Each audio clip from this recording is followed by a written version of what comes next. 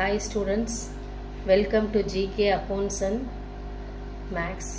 So இப்போ நம்ம 11th standard சமச்சீர் அதில் இருக்கிற journals பார்க்க போகிறோம். So first transaction, Somu commenced printing business with cash 50,000. So நார்மலாகவே இது சொல்ல போனால் ஒரு பிஸ்னஸ் ஸ்டார்ட் பண்ணும்போது நம்ம கேஷ் இன்வெஸ்ட் பண்ணி தான் பிஸ்னஸ் ஸ்டார்ட் பண்ணுவோம். நம்ம இந்த அக்கௌண்டன்சி டேர்மில் பேசணுன்னா அது கேஷ்ன்றது நம்ம என்ன சொல்லுவோம், கேபிட்டல். நீங்கள் எவ்வளோ கேபிட்டல் போட்டு இந்த பிஸ்னஸ் ஸ்டார்ட் பண்ணீங்க இப்படி தான் சொல்லுவோம். ஸோ அதனுடைய ஜேர்னல் என்ட்ரி பார்த்தீங்கன்னா உங்களுடைய இந்த ப்ரொசீஜர் தெரியும். Date first, next particulars, LF ஒன்றும் இல்லை, ledger folio, debit, credit. So cash account debtor to Somu's capital account. நம்ம கேஷ் போடும்போது கேஷ் கம்மின்ஸ் டு த பிஸ்னஸ்க்குள்ளே வருது, அது என்னவா சேஞ்ச் ஆகுது, capital. So cash account debtor to Somu's capital account 50,000. டெபிட்டில் என்ன போடுறோமோ அதுக்கு ஈக்குவல் அண்ட் கரஸ்பாண்டிங் கிரெடிட்லேயும் என்ன செய்யணும், போடணும். நெக்ஸ்ட்டு வந்து நரேஷன் வந்து மஸ்ட்.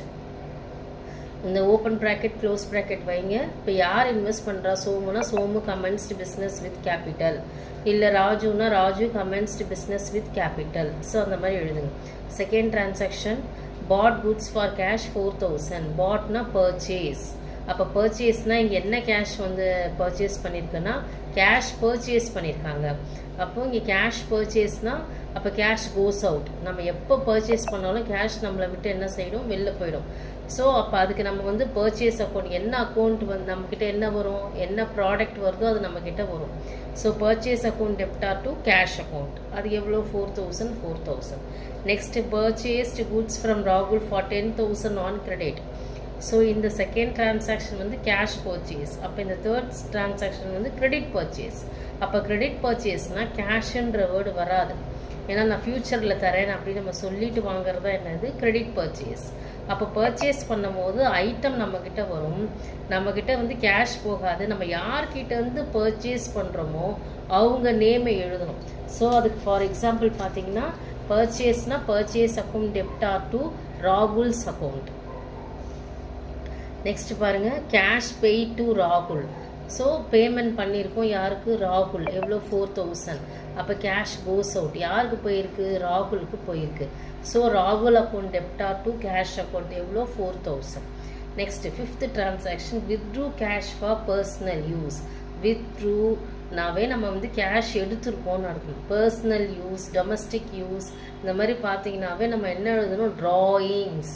என்ன வேர்டு யூஸ் பண்ணணும், ட்ராயிங்ஸ். அப்போ drawings account debtor to cash account எவ்வளோ, 8,000. Next sixth transaction, cash deposited into bank 5,000. அப்போ கேஷ் வந்து பேங்க்கில் டெபாசிட் பண்ணுறோன்னா கேஷ் கோஸ் அவுட். எங்கே போயிருக்கு, பேங்க். அப்போ bank account debtor to cash account 5,000. இப்போ பெய்டு சேலரி பை செக். பெய்டுனாலே பேமெண்ட், அது எய்தர் வந்து கேஷாக இருக்கலாம் இல்லைன்னா த்ரூ செக்காக இருக்கலாம். இது நார்மல் டேர்ம் தானே, ஒன்றும் நம்ம பைசாவாக வாங்குவோம் இல்லைன்னா செக் வரும், இல்லை எப்படி வேணால் இப்போ கிரெடிட் ஆகுது. ஸோ அப்போ வந்து பேமெண்ட்னாவே நம்ம என்ன செய்வோம், நம்ம வந்து பேமெண்ட்னா கேஷ் வந்து நம்மளை விட்டு போயிடுது. அப்போ என்ன பர்பஸ்க்காக போகுது, சேலரிக்கு போதா, ரெண்ட்டுக்கு போதா அப்படின்னு நம்ம வந்து பார்க்கலாம். அப்போ சேலரினா salary account debtor to bank account. இதுவே வந்து வெறும்னே பெய்டு சேலரி அப்படின்னா சேலரி அக்கௌண்ட் டெப்டார் டு கேஷ்னு வரும்.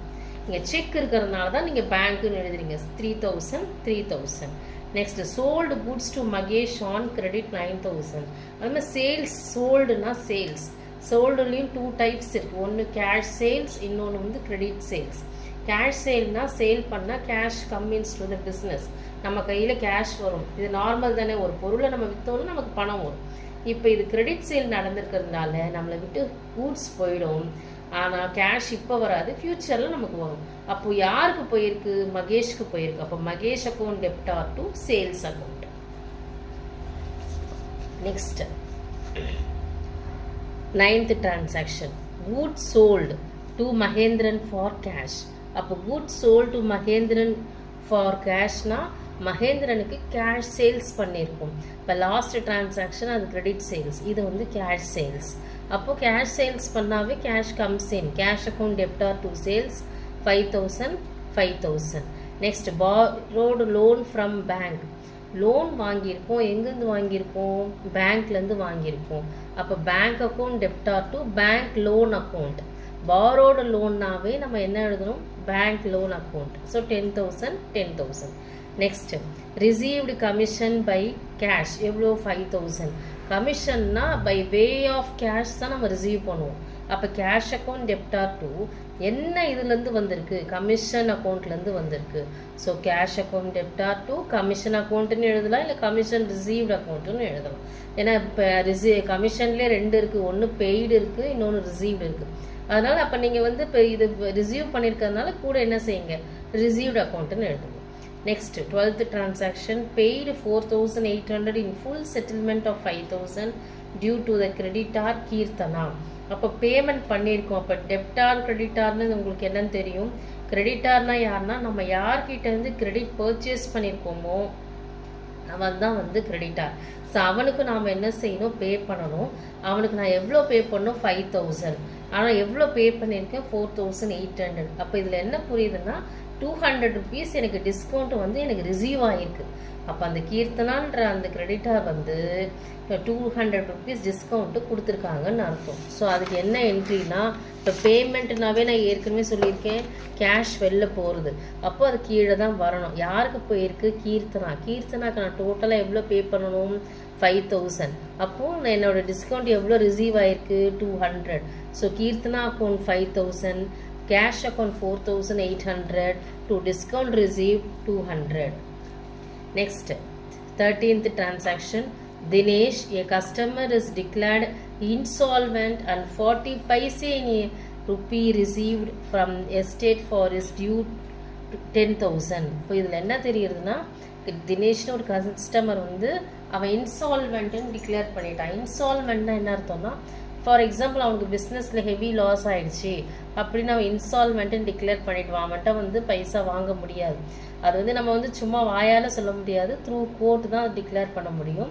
ஆனால் அந்த 10,000 rupeesல, அதாவது 40 paise in a rupeeனா, அப்போ 10,000 rupeesல எவ்வளோ 1 rupee இருக்குது? 10,001 rupees இருக்கும். அப்போது ஒரு ருப்பீலேயும் அவனுக்கு என்ன கிடைக்குது? 40 paise கிடைக்குது.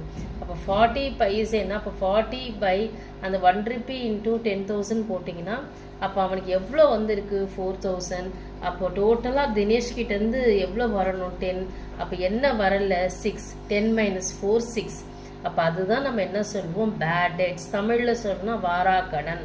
ஸோ எந்த அமௌண்ட் நம்ம சேல் பண்ணும் போது, கிரெடிட் சேல் பண்ணும் போது, இல்லை ஏதோ ஒரு காரணத்துக்காக நம்ம அவன்கிட்ட பணம் வர வேண்டியது வரலையோ, அதை நம்ம என்னன்னு டிக்ளேர் பண்ணுவோம்? பேட் டெட்ஸ், வாரா கடன், வராத கடன். Thank you students.